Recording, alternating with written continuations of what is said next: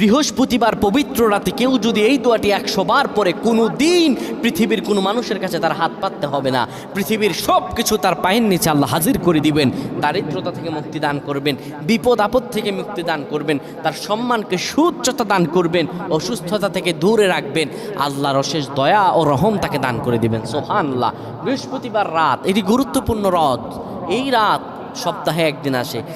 আরবিতে রাত আগে আসে, দিন পরে আসে। সুতরাং বৃহস্পতিবারের যে দিন গিয়ে রাত, এটি বৃহস্পতিবার রাত নয়, এটি শুক্রবারের রাত, এটি জুমাবারের রাত, এটি দোয়া কবুলের রাত, আল্লাহর কাছাকাছি হওয়ার রাত। সুবহানাল্লাহ। এই বৃহস্পতিবার রাত আল্লাহ তাআলা বান্দার দোয়া কবুল করেন।